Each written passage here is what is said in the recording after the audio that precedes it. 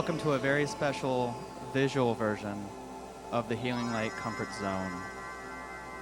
We're broadcasting live from the Hammer Museum. We've got a number of special guests this afternoon, starting with Mela Gaskins Butcher. She's a longtime veteran Ayurvedic healer and yogic practitioner, and she's starting us today with a reading that has to do with our theme, music and consciousness practices. She's also got some mantra for us, the I'm mantra. So she's calling us.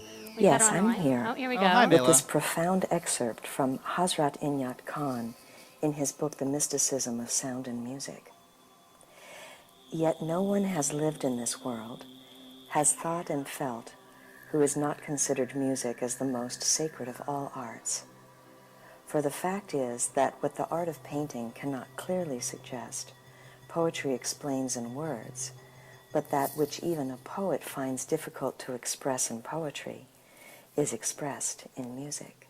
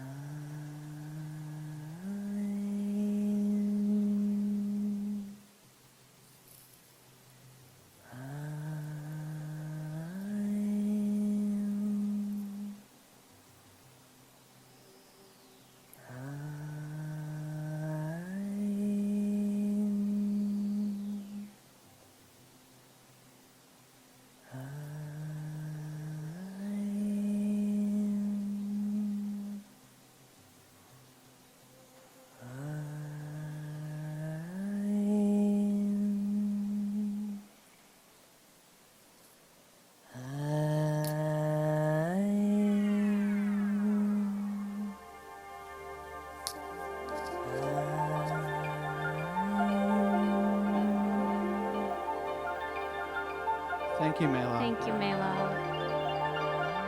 So today's show features consciousness insights from New Age music pioneers Epple, Emmanuel, and Iasos.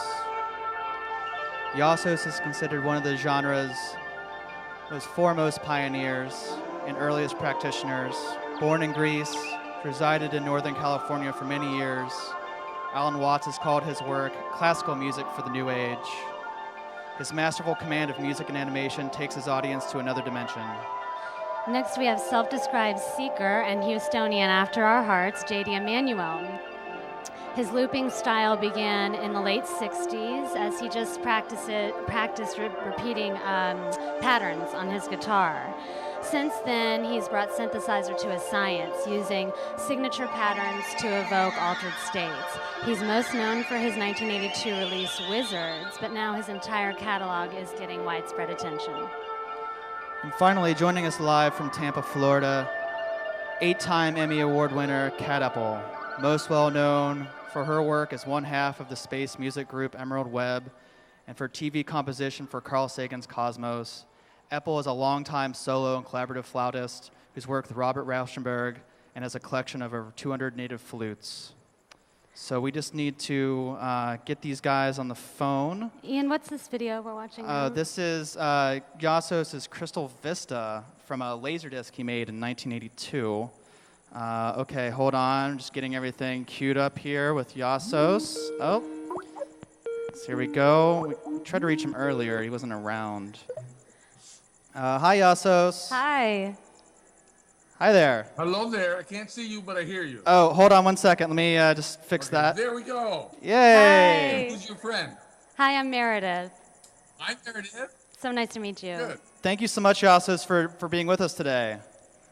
Well, I'm happy to do it, and also doing interviews is always very fun for me. It's always fun talking to you. So fun. It's always a treat. Do we have any time restrictions, or can we just go?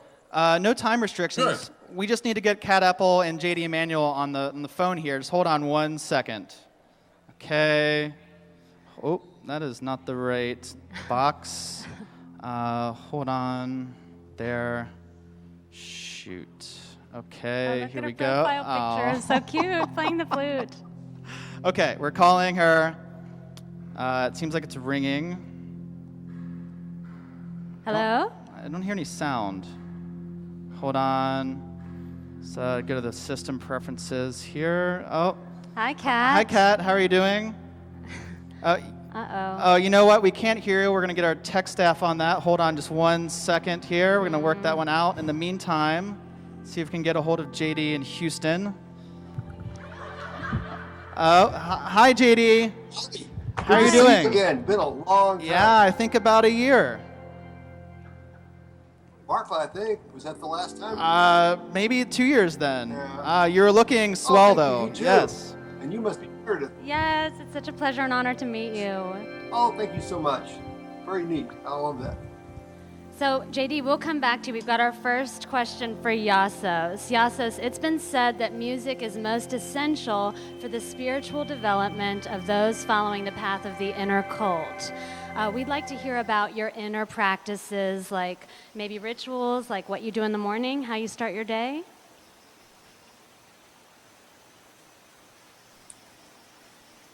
If I were to give you my morning ritual, not too much of it has anything to do with my creativity, except for the fact that I meditate, which I just finished doing. I'm sorry that I went too late on it. No, it's And okay. I missed your call. I was meditating, and I just finished it. But my morning ritual is I get up, I go outside, I feed a deer. I live out in the country, and there's a deer, every year I do it. They like wild bird seed. So I have a big pouch of it, and I have a little bowl out there next to my car, driveway, which is right next to the country. It's really country, it's not suburbs. And I fill it with wild bird seed, and then I yell out, "Food's ready, come and get it." And they know my call. And if they're within earshot, they'll show up within about 90 seconds. And then they eat wild deer. They eat the wild food, the wild bird seed. And while they're doing that, I'm sitting nearby doing a combination of breathing exercises, eye exercises, sphincter muscle exercises, and getting sun. I'm sitting in the sun, just wearing shorts, and I do exercises like looking at my thumb, looking far away, looking at my thumb, looking far away. Stuff like that exercises your lens muscles, while simultaneously doing breathing exercises and sphincter muscle tightening, relaxing exercises. So all those four things happening at once. Then I go inside, and I make myself a drink that has some healthy things in it. And then I wash up, shave, shower, etc. And then I do my morning meditation, which is transcendental meditation. And then I get on my computer and talk to you.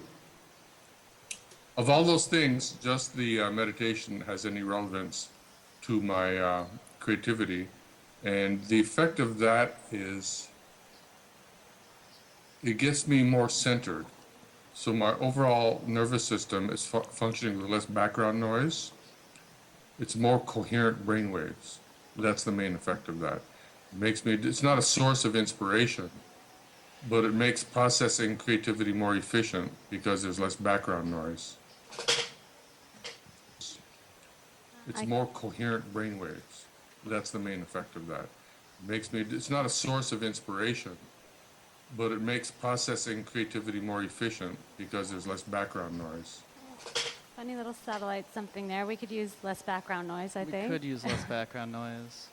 To you, JD Emmanuel, I wanted to know how you use music to evoke an altered state, perhaps how you began connecting music and consciousness together early in your career, let's say. I don't know how to describe it, because of my fascination with metaphysics. I didn't know it was called metaphysics back then, but just spiritualism or things like that. I don't know. I'm not using the right terms because you're a little kid. You don't know that stuff. But I just knew there was something else out there or something different. But because of that, and because of having experiences where I would go into these altered states through listening to music, or and actually I remember my earlier experience. I don't know if I've ever mentioned this. I was around 8 or 9 years old, and I'd go into my grandmother's bedroom and close the curtains. This is in the summer. And I would turn on the air conditioner, and I'd lay down, and all of a sudden, I'd be out for an hour. And the air conditioner was my first drone in place. First home, you might say. That's incredible. You know? And I did that on purpose. So a couple of times a week, that's what I'd do. I'd go in there, and my grandmother, her nickname was Toots, Biswa. She just thought I was taking a nap, and fine with me. I only did it that summer, and because the next summer or two is when I discovered listening to music would do the same thing. But in a sense, having gone back to school, it broke the cycle of all that stuff, so I kind of forgot I did that stuff. And then I accidentally discovered I could do that listening to music, so music kind of became more of the focus. But that was kind of my first drone experience, and even now, I make sure that I have a fan in my room when I sleep, because it just creates this natural noise, that white noise feeling, or whatever it might be. Oh, I love how Texas that is. I know so many people who cannot sleep without the ceiling fan. I think I ohmed out to the AC last night, in fact. Okay, we're going to go to Kat now. She's going to give us a little studio tour. I think we've worked out the sound issues. I've given the thumbs up on the sound. So hopefully she'll be coming to us in a minute. Okay. Maybe showing us her synth, and... Yeah, Kat, are you there? Maybe you could tell us what you're working on right now. Yeah, let's... Oh, here we go. Hey, there she is.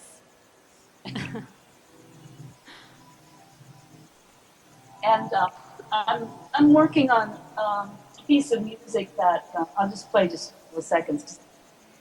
Just thing to look at a screen, but this is a piece I'm working on.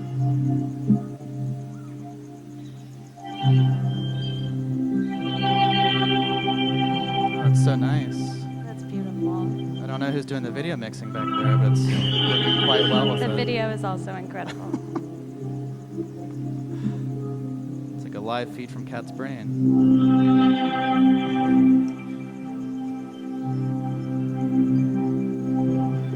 And then it goes into a little synthy type thing. It's wonderful, Kat.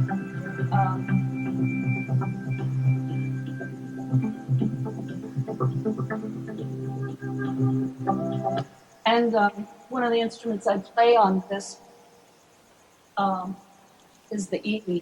Is that somewhat like a lyricon? I can't remember that. It's beautiful. Yes, it's a woodwind synthesizer.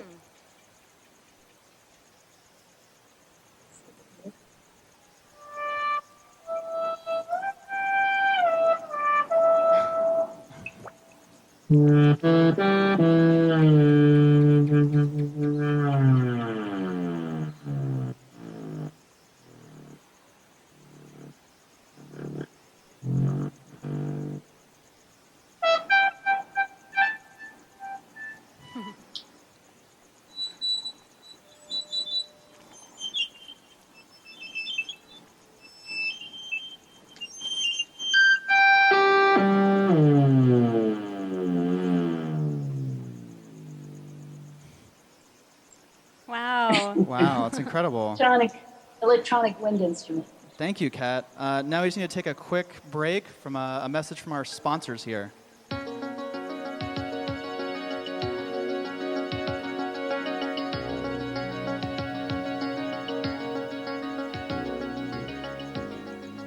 This light and sound device, called the MC2, is a great tool for relaxation. For ages, people have used meditation techniques to enhance their lives. It was only a matter of time before technology and meditation found a common ground. In response to the demand for easier and faster ways to obtain the goals that would take years of meditation, an entire industry has emerged, providing technological methods for increasing the brain's potential. From New York to Los Angeles, people are purchasing or renting time on their favorite brain-tuning devices. Inventor David Graham was at the expo demonstrating this Graham potentializer. As the table rotates slowly, the fluids of the inner ear send impulses to the brain. Some of the results claimed through use of the Graham potentializer are stress reduction, pain relief, expanded learning, improved problem-solving abilities, and increased positive attitudes and emotions. It's primarily used either as a stress management or as an enhanced learning. We can turn a C student into an A student with about 10 to 20 hours on. We even get major breakthroughs with learning disabled children. We mainstream them. Working with Down syndrome autistic children, we're getting major breakthroughs there. The primary focus for normal people is quality of life, improvement in concentration, attention span, personal relationships, mental functioning, and creativity.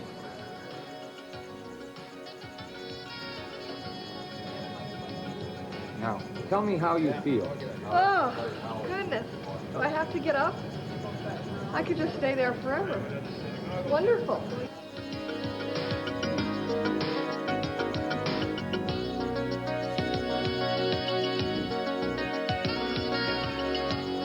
Using goggles with strobing lights and earphones with strobing sounds, the Synchro Energizer brings the analytical left brain into synchronization with the creative right brain. By using different strobing frequencies, you can change the state of your mind to anything from a deep meditative state to a creative dream state. So that's our sponsor. Thank And you. now we're back with Iasos.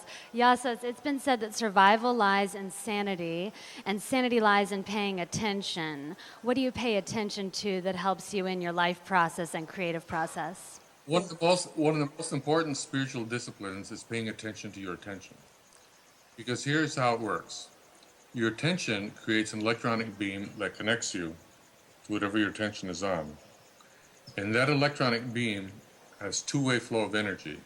Your energy goes to it, you're energizing it, and its energy goes to you. So if your attention goes on TV watching the crimes of the day, all that distorted, warped, unloving energy gets flooded into your system. If your attention is on watching a beautiful flower or a beautiful sunset, and all the divine perfection and harmonious patterns of that gets flooded into your being. Also, when your attention is on a divine being, and any divine being, it could be Buddha, Krishna, Christ, Mohammed, Moses, Mother Mary, Saint Germain, El Morya, Sanat Kumar, any of them, Buddha, the instant your attention is on them, that gives them the opportunity to flood you with their energy. By the way, this also includes if your attention is on God, all that is, God, Goddess, all that is, whatever you want to call it, Allah. The instant your attention is on that, its energy can flood you with all the divinity and higher consciousness and love that they have, which is extremely beneficial for your spiritual advancement as well as even your health and your sense of well-being. But the problem is most humans have a very short attention span.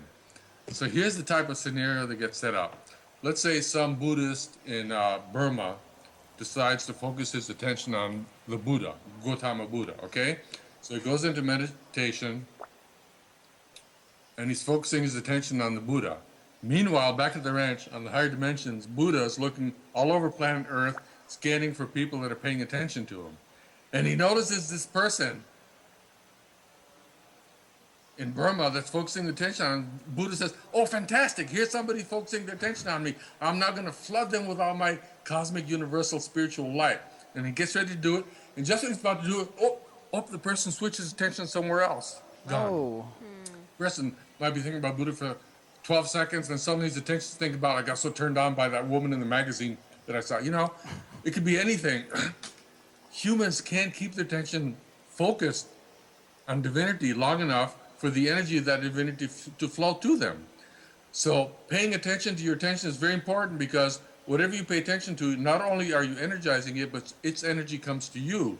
And the corollary that's extremely beneficial is you can pick your favorite divinity, Mother Mary, Kuan Yin, who cares? They're all wonderful divine beings. And if you can keep their attention focused on them, even for a meager 3 minutes, even just 3 minutes, that's not much. A tremendous amount of love and light can flow from that being to you. And you might think, well, they don't have enough time to pay attention to just humble little me, they got more important things to do. No, because that level of time is different than here. They have plenty of time to focus their attention on you. They're not, quote, too busy to focus their attention on you. So when your attention's on them, they are flooding you with their energy. So the trick is, don't make it 6 seconds or 8 seconds or 12 seconds that you're focusing your attention on them. Try to make it a few minutes. And if you can, you'll be flooded with their love and light. That seems like good advice. Yeah, thank you, Iasos. Thank you, Iasos. Now to you, J.D. Emmanuel. I wanted to ask you about channeling. Julia Cameron, author of The Artist's Way, said that over time her creative work became more like eavesdropping and less like creating a nuclear bomb. In your mind, has your creative process evolved to feel more like channeling? Oh, there he is. Channeling's a good word.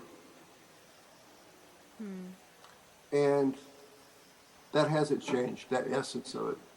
Whether it's the guitar patterns I used to play Right. a long time ago, or even now with the synthesizers. I can't remember who said this, but someone said that there's an infinite amount of music in the universe. And you can just tap into the part that you want to channel or share. And on one level, that's kind of what I feel like kind of happened, because I give myself to it.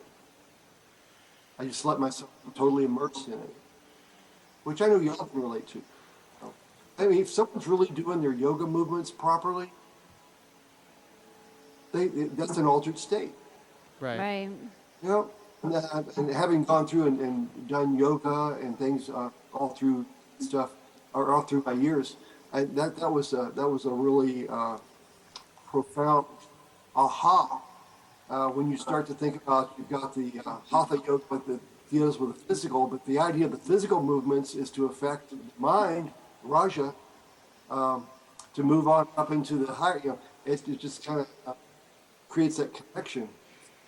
That's very special. And so music does that for me also from that point. Right. That actually leads to my next question, JD. In Alice Coltrane's song Om Supreme, she sings, "When I call you to come to California, you know I will meet you in California." And she's referring to calling listeners to a place of divinity. And she's also saying that she'll meet them there. And you beckon people to another place, and I'm wondering if you can talk about where you want us to meet you.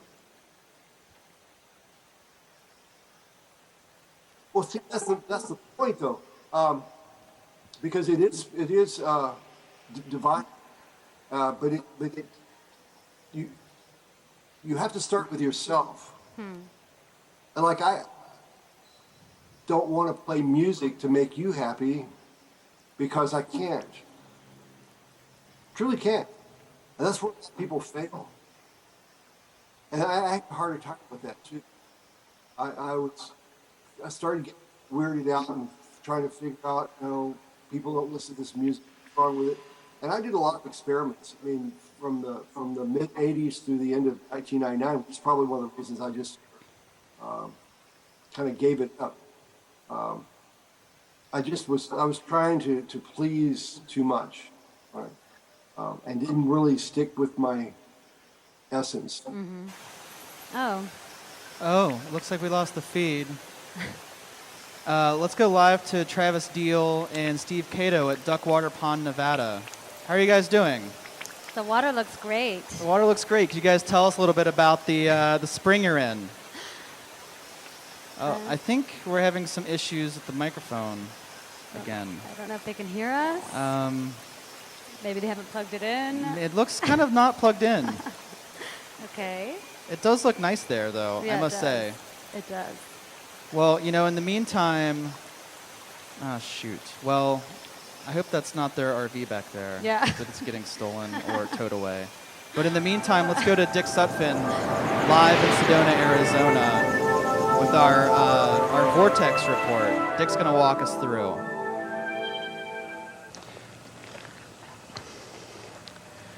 Behind me is Bell Rock Vortex. Bell Rock is said to be an electrically charged vortex, which means that it's charged with the yang force, the male force.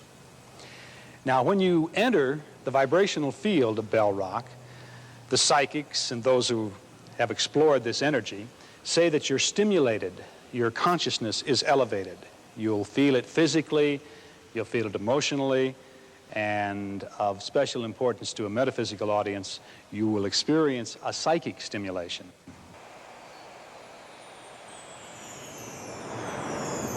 Oh, my. It's amazing. It's real.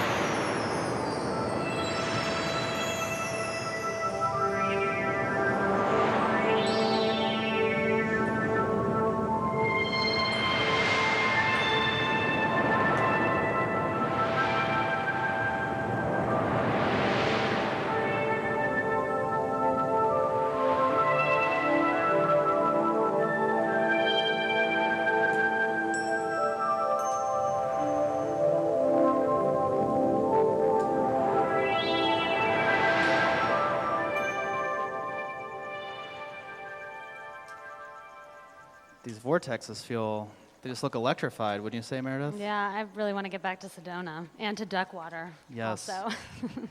Okay, we're going to go back to Kat now. Kat, we want to know about your meditation practices and what they do for you.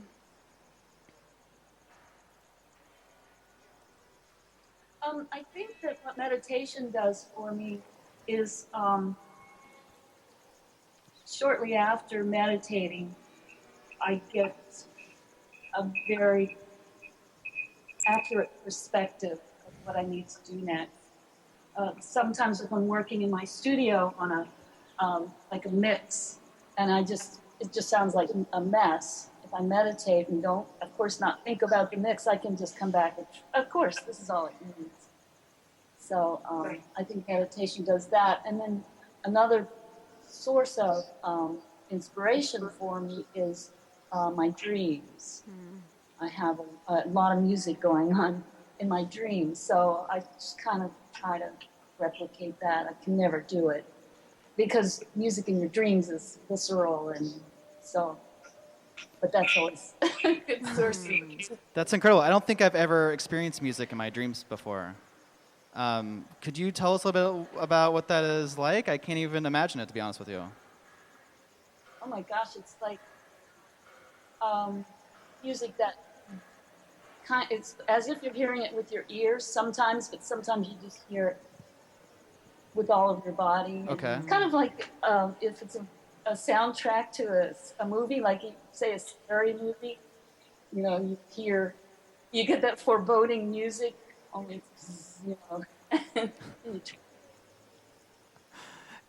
And is it like a soundtrack that's just playing, just coming from everywhere? Sometimes it's like a soundtrack of what's happening in the dream, and sometimes it'll be someone actually playing music. It'll be a crazy dream kind of reality. I'll hear somebody playing music, and I try to go talk to them, and they turned into a cat or something. It doesn't all make sense, but I can remember some of the music. It's amazing. No, that's amazing. And so people are actually playing music in the dreams. Yeah, I wonder if you hear music in your dreams, you're just not remembering it yet. It seems possible. If someone ever turns into a cat in my dream, I hope I do remember it.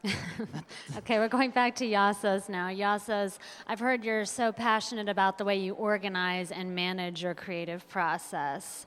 And I'd really like to hear more about that, about how you structure your time when it By the way, comes to creativity. Following your excitement is very, very, very, very important.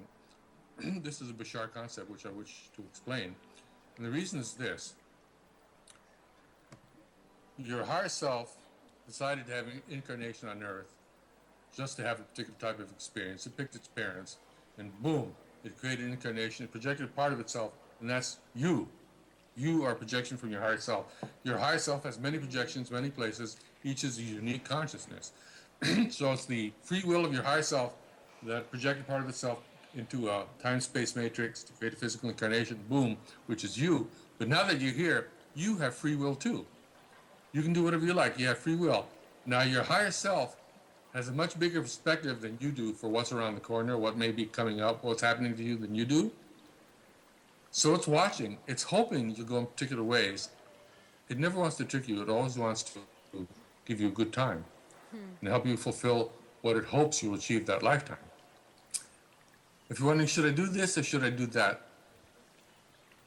When you're contemplating doing something your higher self is hoping you'll do, it wants you to, it honors your free will. But if you're thinking about doing something it hopes you'll do, it sends you an energy which you experience as excitement. So excitement is an energy that means your higher self saying, yeah, do that, go that way, do that. And so you can use your excitement as a compass heading. Which way should I go?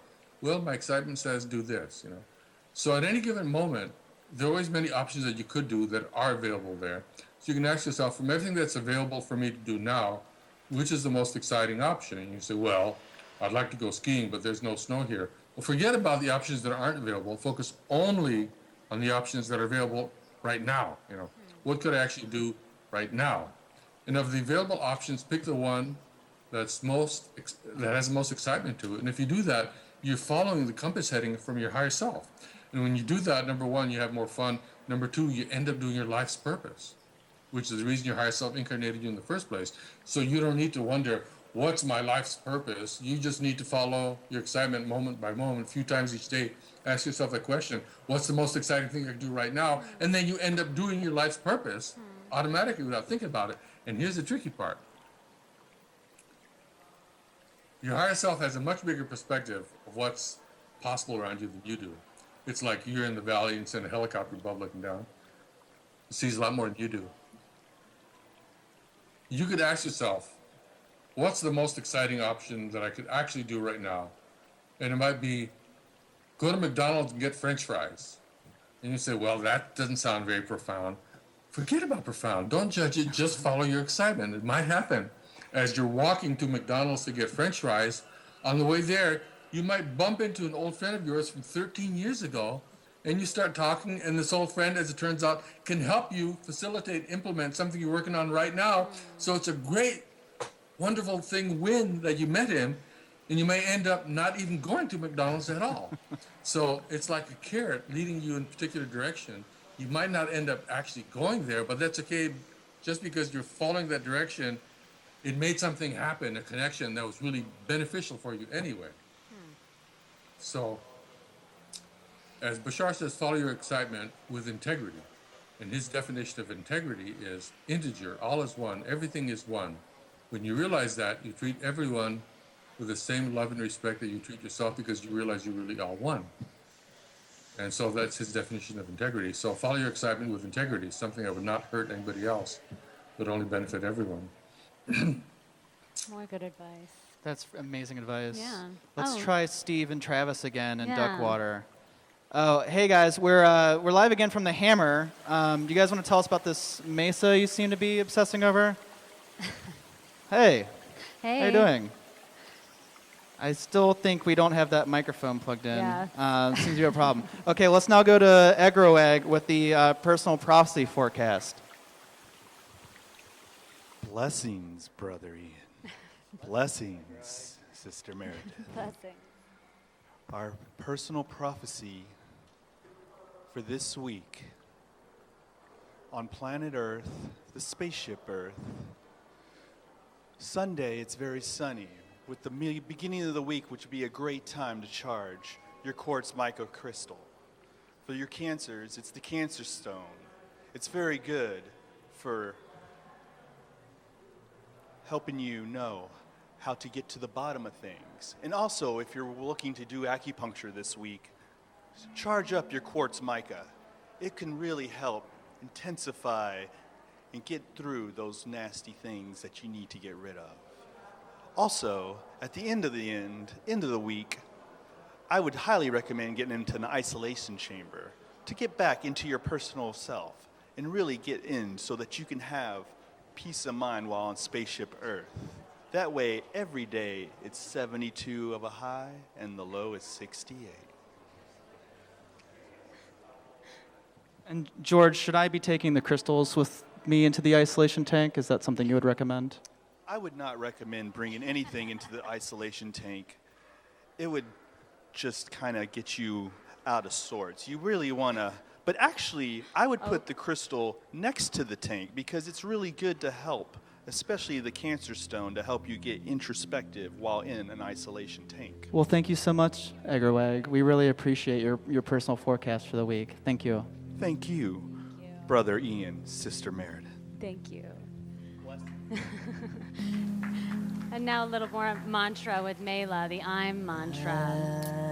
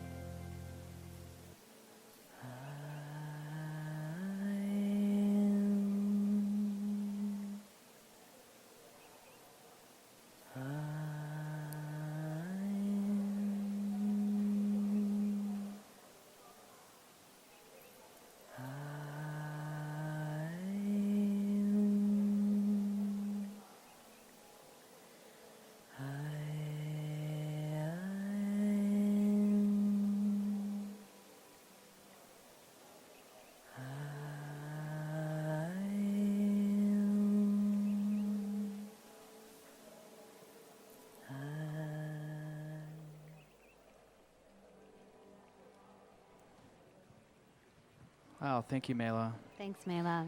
And now back to Kat Epple. Kat, I've heard so much about your flute collection. Could you show us a few? Sure. Fantastic. This one is a Native American flute that plays actually two notes at once. Oh, that's it incredible. One side's a drone. Wow. Wow, that's amazing. Yeah. Look at the design on that. It's magnificent. And now she can play one note. Yeah. So I take it must have two chambers. So that's made wood of an apple tree. From an apple tree. This is a in itself. Any good handmade flute designed by the flute maker. It's this one. I see. So if you're looking to buy a handmade flute, you might look for a signature on it. I'm going to look for that. Thank you. Okay, Iasos, I chant and I meditate, but they actually feel different, and I'm wondering if you can tell us the difference between chanting and meditation. What?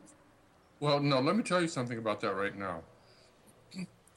Chanting, especially using vocal sounds, is a profoundly effective way to get rid of blocks in one's body.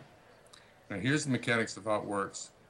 If a person experiences a trauma and they don't totally process it, then that creates a block in their emotional field. Hang on, I have to get some water. Okay. We'll just be here. Yep, we want some water. Yeah, could I have some water, Meredith? We'll take a Healing Light water break.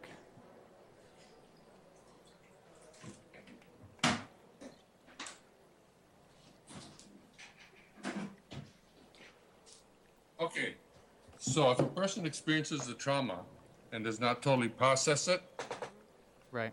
it creates stuck energy in their emotional field. And their emotional field is an egg-shaped field around their physical body. It could be anywhere there. And there's stuck energy there. And where there's stuck energy on the emotional level, there's blockage of the flow of chi or prana or life force in that area. And if there's blockage of life force there, that means that whatever human physical dimension organs happen to be nearby don't get enough vitality. So that starts producing health problems just as a result of stuck emotional energy.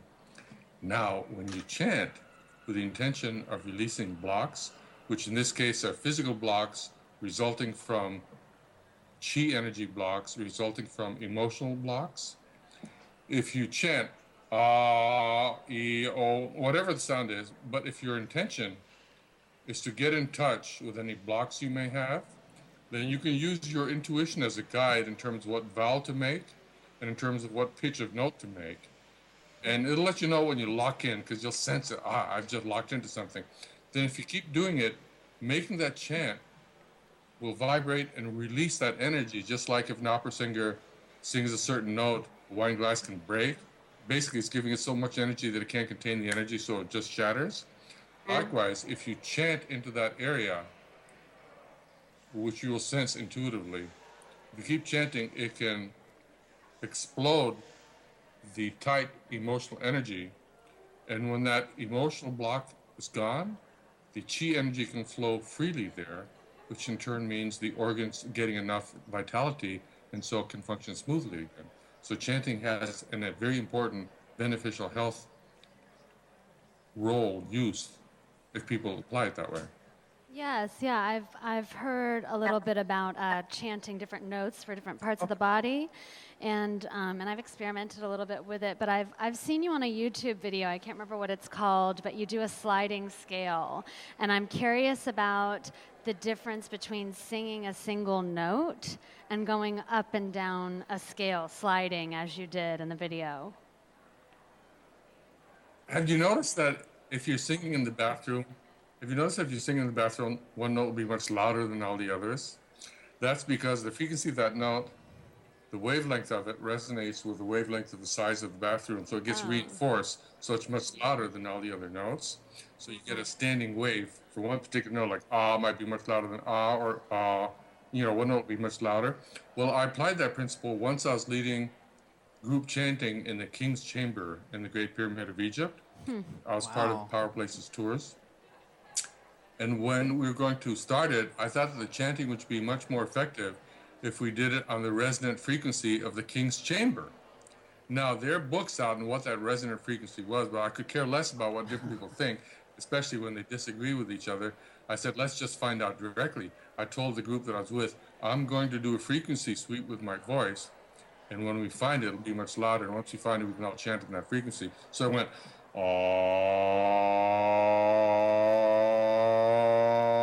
and then when I hit a particular note, it was much louder and everybody heard it. And then we did all our chanting on that note. And that was a very powerful experience. Wow, that's incredible. I wish I would have been there. That sounds like quite a journey he took to Egypt. Being in the King's Chamber with Iasos sounds quite nice. Yeah, that's reminding me, you told me once about J.D. Emmanuel taking some sort of profound retreat. Yeah, and J.D., maybe you could clarify this because I feel like I always get the details wrong. But I remember you telling me there was a retreat you took in the early 80s, perhaps for... there. And about 2 or 3 days before everybody went to the Shenandoah Valley, around Virginia. the Harrisonburg, Newmarket area. Okay. There was a retreat center up there that we used for 40 days, literally. 40 days. And the idea was to be totally secluded for 40 days. Unfortunately, it was a vegetarian diet, and I'm not a very good vegetarian. It was very hard from that point of view, and I ended up fasting for like over 2 weeks. Wow. I just got tired of it, and all I did was drink sassafras tea, fresh roots that we would find, and brew them with honey, and probably lost about 30 pounds. But it didn't hurt me because we took vitamins too and stuff. And was there a time, I remember you went off alone for a period of time, right?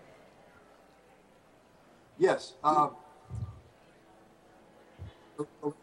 the last week or so, each of us took a tent. We each brought a personal tent and a sleeping bag, you might say, and stuff like this.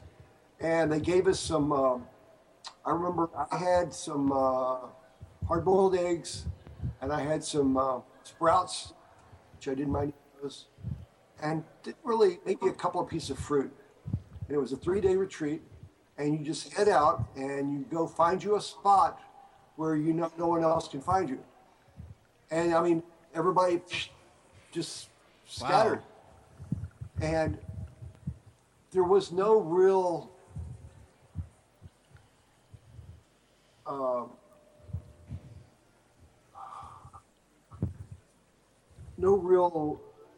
goal, you might say, other than to learn about being by yourself for 3 days in solitary with nature. It was profound. I don't know how to describe it other than, and you can't do it with someone else.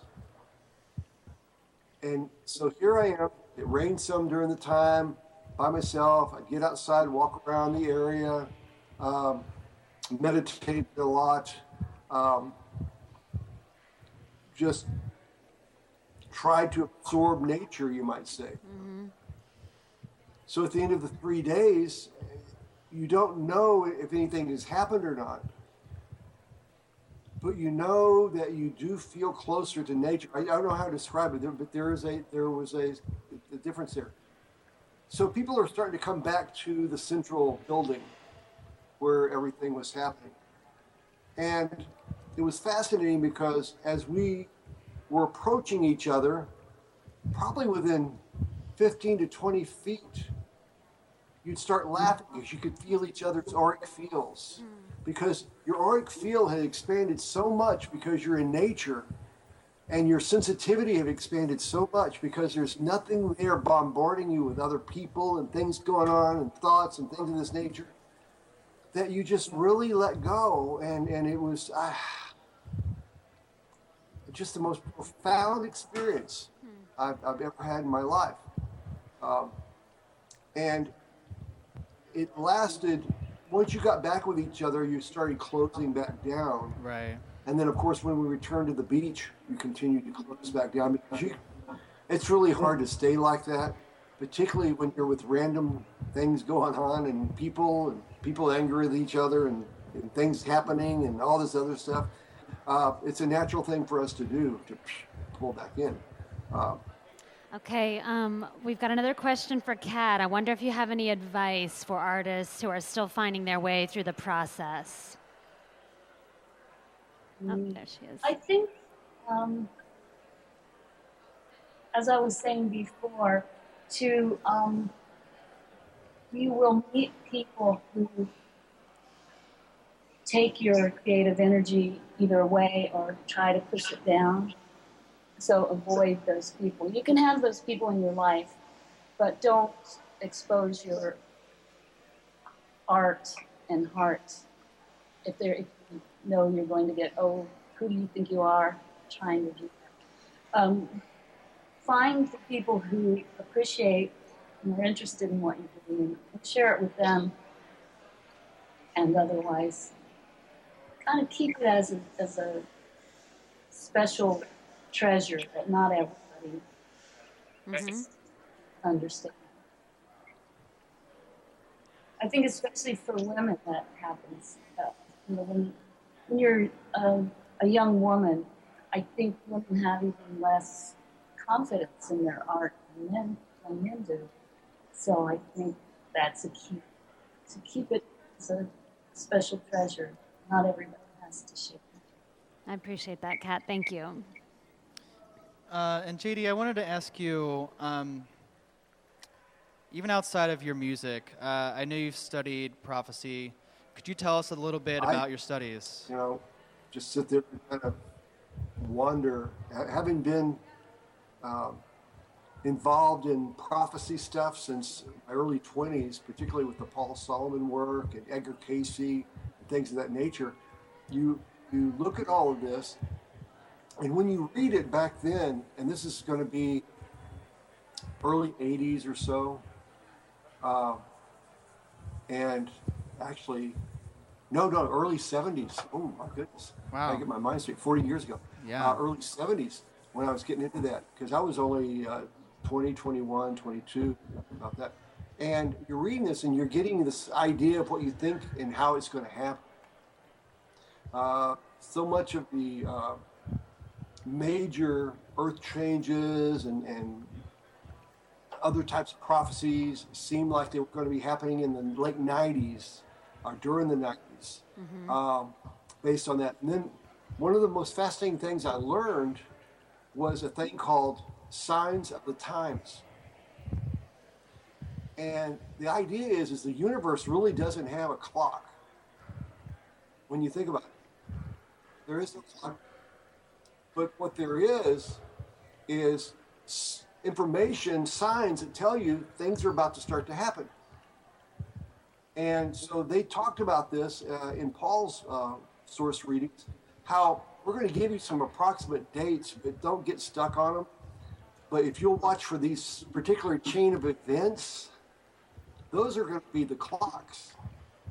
And it really taught me a lot about how to look at things like prophecy. The other element is once you're aware of a prophecy, you've already changed it. Whoa.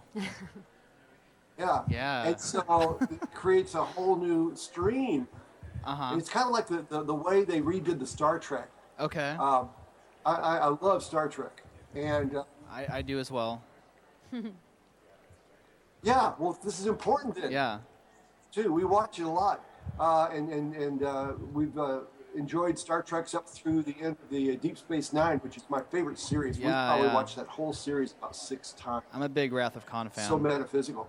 But anyway, Wrath of Khan. Okay, remember how it ends with Spock and all that other stuff going on. Sure. Now, so J.J. Abrams comes in and redoes from the very beginning, sets up Star Trek again from the very beginning with the young Captain Kirk and all this other stuff, and then meeting each other and going through all these things. But this time the villain comes from time traveling, looking for Spock because of they blamed him for destroying their planet. Okay, so what happens is they go through and you go through the whole thing. They find them, they destroy the bad guys, but in the ability of doing that, they also destroy Vulcan back then, right, in the young area, and it created a whole new timeline for the Star Trek series.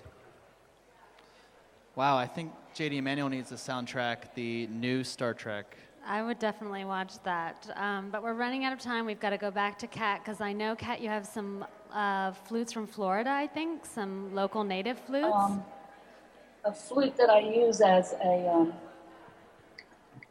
the sound of the Calusa, native Calusa Indians who were living in Southwest Florida. And I've studied their music quite a lot.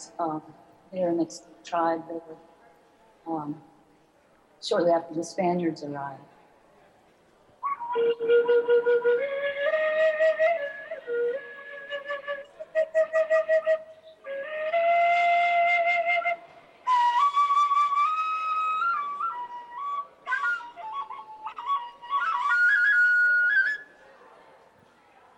Wow. That's really cool.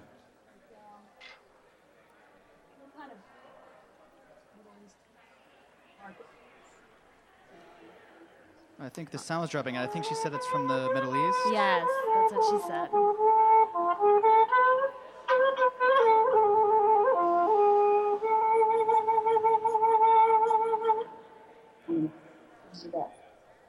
In fact, I do a presentation of take on a journey around the world, a magic carpet ride around the world with flutes. Wow. Kind of just seeing and then playing flute that supports that sound and that feeling.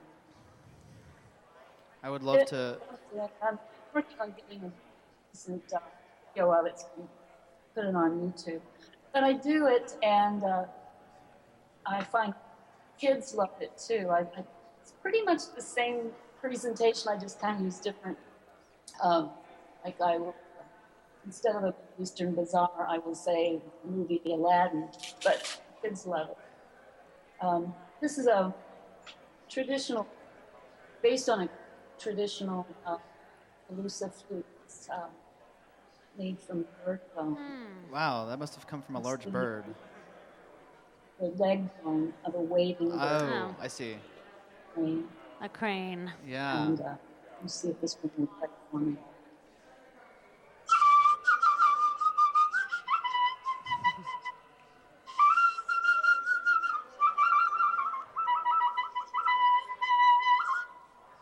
Wow. Wow, it's amazing. So many different sounds, Kat. It's just incredible. And this whole presentation is kind of like a I've got perfect. a million stories. Yeah, well, I'd love to hear all those stories, and it seems like the perfect, hybrid of your interest in making music and the anthropology of flutes, I suppose. Yeah. Yes. Yeah. I'd love to see that. Yeah. But I've been doing that Magic Carpet Ride Around the World presentation quite a bit. And really, people say that they never hear the flute the same because they hear all the different types of sounds. I think people think, oh, a flute sounds like this. And I had so many people say, oh, I didn't want to come to your concert because I thought, I don't want to go to a flute recital. I want to go to your flute recital. And I loved it. It's not a flute recital at all. And I said, well, if there's anything wrong with the flute recital, but it's not what I.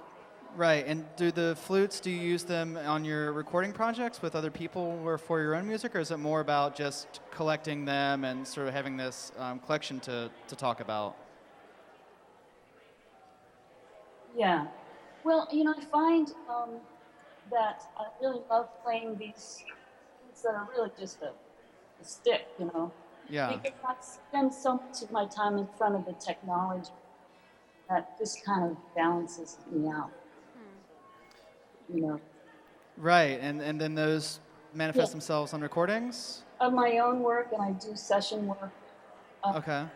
I play with the heavy metal musician Devin Townsend. Right. We did one album together that called Ghost, where I used a lot of native flutes, and it was quite a fun experience. That's very cool. Yeah. And then I have another band that I'm working with that is kind of a John Cage, Merce Cunningham, Bob Rauschenberg homage band or something. Right. I play their specific music, but we embrace some of the concepts. It reminds me of the Strategic Structures album you recorded with Rauschenberg.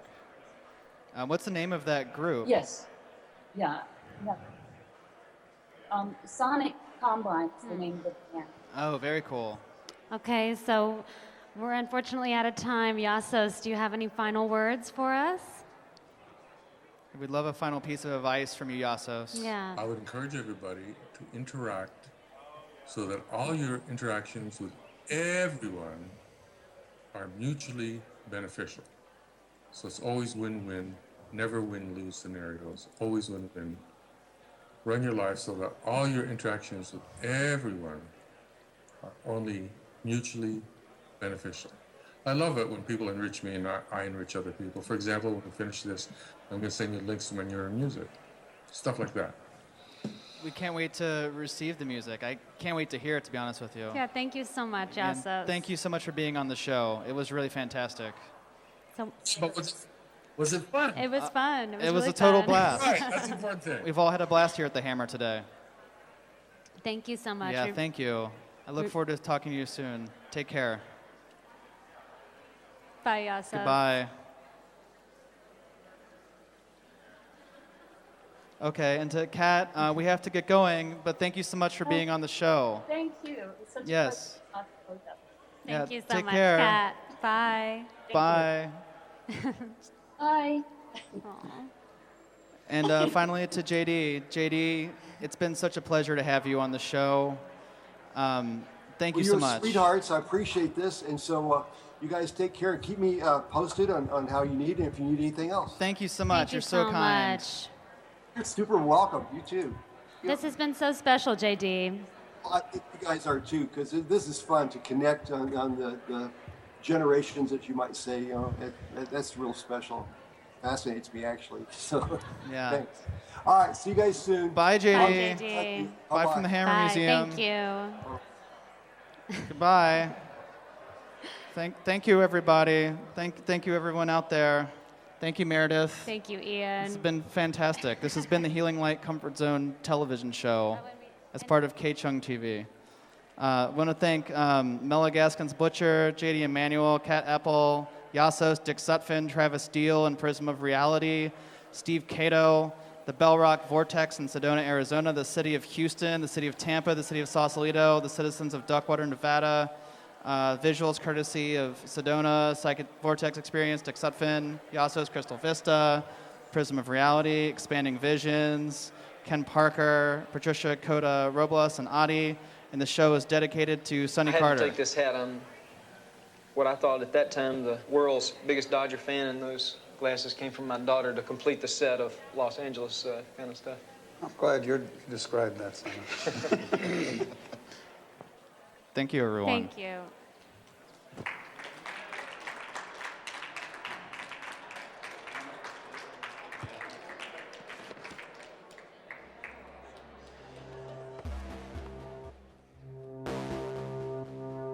KCHUNG TV